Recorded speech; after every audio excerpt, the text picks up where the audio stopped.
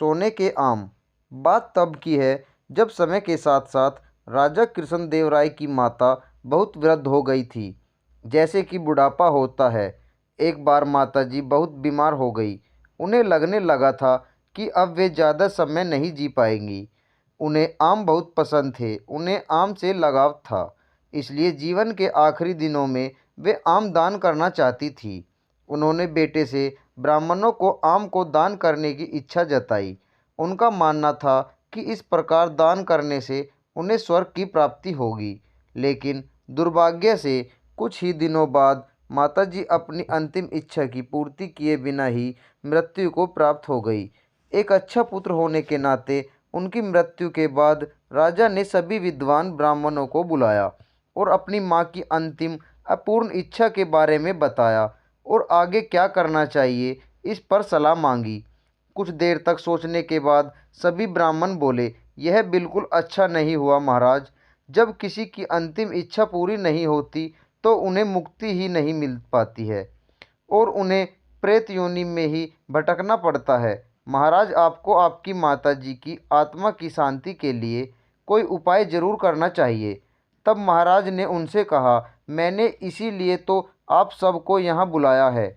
आप लोग इस विषय में ज़्यादा जानते हैं, इसलिए आप ही बताएं मुझे क्या करना होगा। आपकी माताजी की आत्मा की शांति के लिए आपको उनकी पुण्यतिथि पर उनकी पसंदीदा वस्तु सोने से बनवाकर यानी कि सोने के आम का दान करना पड़ेगा। ब्राह्मणों ने कहा, कृष्णदेव राय किसी भी तरह अपनी माता की आत्मा को शांति दिलाना चाहते थे। इसलिए उन्होंने माँ की पहली ही पुण्यतिथि पर कुछ ब्राह्मणों को भोजन के लिए आमंत्रित किया और हर ब्राह्मण को शुद्ध सोने से बने आम दान में दिए। ब्राह्मणों की आंखें चमक गई। उन्होंने सोचा कि तेनालीराम के घर से भी बहुत मूल्यवान दान मिल सकता है, क्योंकि वह शाही विदूषक जो है। सभी ब्राह्मण तय दिन तेनालीराम के घर पहुंच गए। ब्राह्मणों को स्वादिष्ट भोजन परोसा गया। भोजन करने के बाद सभी दान मिलने की प्रतीक्षा करने लगे। तभी उन्होंने देखा कि तेनालीराम लोहे के सलाखों को आग में गर्म कर रहा था। पूछने पर तेनालीराम बोला, मेरी माँ फोड़े के दर्द से परेशान थी। मृत्यु के समय भी उन्हें बहुत तेज दर्द हो रहा था। इससे पहले कि मैं गर्म सलाखों से उनकी सिकाई करता, वह मर चुकी थी। अब उनकी आत्मा की शांति के लिए मुझे आपके साथ वैसा ही करना पड़ेगा जैसा कि उनकी अंतिम इच्छा थी। यह सुनकर ब्राह्मण बौखला गए। वे वहां से तुरंत चले जाना चाहते थे। वे गुस्से में तेनालीराम से बोले कि हमें गर्म सलाखों से दागने पर तुम्हारी माँ की आत्मा को शांति कैसे मिलेगी। नहीं मास्य, मैं झूठ नहीं बोल रहा। यदि सोने के आम दान में देने से महाराज की माँ की आत्मा को स्वर्ग में शांति मिल सकती है, तो मैं अपनी माँ की अंतिम इच्छा क्यों नहीं पूरी कर सकता। तेनालीराम ने ब्राह्मणों से कहा। यह सुनते ही सभी ब्राह्मण समझ गए कि तेनालीराम क्या कहना चाहता है। वह हाथ जोड़ते हुए बोले, तेनालीराम, हमें क्षमा करो। हम वे सोने के आम तुम्हें दे देते हैं, बस तुम हमें जाने दो। तेनालीराम ने सोने के आम लेकर ब्राह्मणों को जाने दिया, पर एक लालची ब्राह्मण ने सारी बात राजा को जाकर बता दी।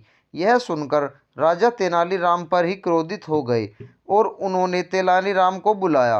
राजा बोले, तेनालीराम, यदि तुम्हें सोने के आम चाहिए थे तो मुझसे मांग लेते। तुम इतने लालची कब से हो गए? बिना हमसे पूछे तुमने ब्राह्मणों से सोने के आम ले लिए। राजा की बात खत्म होने पर तेनाली बोला, महाराज, मैं लालची बिल्कुल भी नहीं हूँ। मेरा ऐसा करने के पीछे का उद्देश्य तो ब्राह्मणों की लालच की प्रवृत्ति को रोकना था। आप ही सोचिए, यदि वे आपकी माँ की पुण्यतिथि पर सोने के आम ग्रहण कर सकते हैं तो मेरी माँ की पुण्यतिथि पर लोहे की गर्म सलाखें क्यों नहीं झेल सकते। जब तेनालीराम तक ये बात पहुंची तो वह तुरंत समझ गया कि ब्राह्मणों ने उनके राजा की सरलता तथा भोलेपन का गैरफायदा उठाया है। इसलिए तेनालीराम ने उन ब्राह्मणों को सबक सिखाने के लिए एक योजना बनाई। अगले दिन तेनालीराम ने ब्राह्मणों को निमंत्रण पत्र भेजा। उसमें लिखा था कि तेनालीराम भी अपनी माता की पुण्यतिथि पर दान करना चाहता है, क्योंकि उसकी माता भी अपनी एक अधूरी इच्छा छोड़कर मरी थी। जब से उसे पता चला है कि उसकी माँ की अंतिम इच्छा पूरी न होने के कारण प्रेत बन भटक रही होगी, वह बहुत ही दुखी है और चाहता है कि जल्दी से उसकी माँ की आत्मा को शांति दिलाना चाहता है। राजा तेनालीराम की बातों का अर्थ समझ गए। राजा ने ब्राह्मणों को बुलाया और उन्हें भविष्य में लालच त्यागने को कहा। ब्राह्मणों ने भी अपनी गलती मानते हुए महाराज से माफ़ी मांगी और फिर कभी ऐसा व्यवहार नहीं करने का वचन दिया।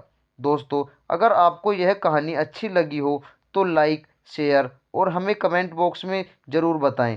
और दोस्तों, चैनल पर नए आए हो तो चैनल को सब्सक्राइब ज़रूर करें। आपका बहुत बहुत धन्यवाद।